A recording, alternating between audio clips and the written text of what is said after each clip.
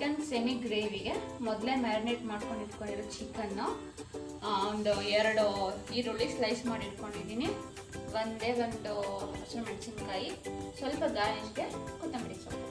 Chicken marinate ಮಾಡ್ಕೊಳ್ಳೋಣ. 1/2 kg ಚಿಕನ್ಗೆ ಮೊದಲು ಶುಂಠಿ ಬೆಳ್ಳುಳ್ಳಿ ಪೇಸ್ಟ್ ಹಾಕೊಳ್ಳೋಣ. ಇದಕ್ಕೆ ಸ್ವಲ್ಪ ಅರಿಶಿನ,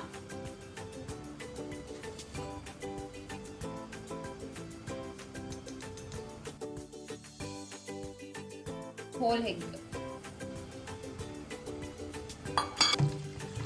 ಚಿಕನ್ ಹಾಕಿ ಮಿಕ್ಸ್ ಮಾಡಿ ಅಂತ ಚಿಕನ್ನ 20 to 30 ಮಿನಿಟ್ಸ್ ಹಾಗೆ ಇಟ್ಟಿರಿ. ಬೇಕಿದ್ರೆ ಫ್ರಿಡ್ಜ್ಗೂ ಇಟ್ಕೋಬೋದು. ಆಮೇಲೆ ಕುಕಿಂಗ್ ಸ್ಟಾರ್ಟ್ ಮಾಡೋಣ. ಇವಾಗ ರೆಸಿಪಿ ಸ್ಟಾರ್ಟ್ ಮಾಡೋಣ. ಪ್ಯಾನ್ ಇಟ್ಟು ಅದಕ್ಕೆ ಒಂದು ಸ್ವಲ್ಪ ಆಯಿಲ್ ಹಾಕೋಣ. ಎಣ್ಣೆ ಕಾದ್ಮೇಲೆ ಫಸ್ಟ್ ಗ್ರೀನ್ ಚಿಲ್ಲಿ,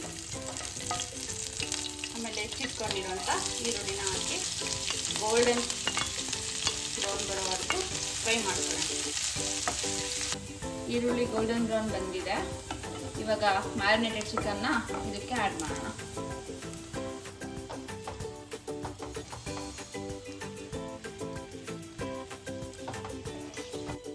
ಚಿಕನ್ ಎಲ್ಲ ಚೆನ್ನಾಗಿ ಮಿಕ್ಸ್ ಮಾಡಿ 15 ಮಿನಿಟ್ಸು ಹೈ ಫ್ಲೇಮಲ್ಲಿ ಚಿಕನ್ ನೀರು ಬಿಟ್ಕೊಡೋವರೆಗೂ ಚೆನ್ನಾಗಿ ಬೇಯಿಸೋಣ.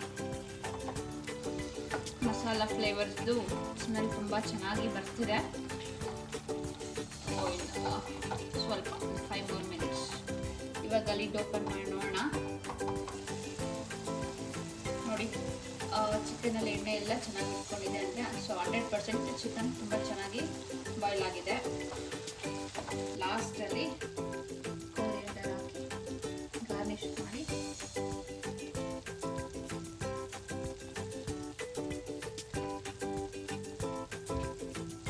ಇನ್ನೊಂದ್ಸರಿ ಮಿಕ್ಸ್ ಮಾಡೋಣ.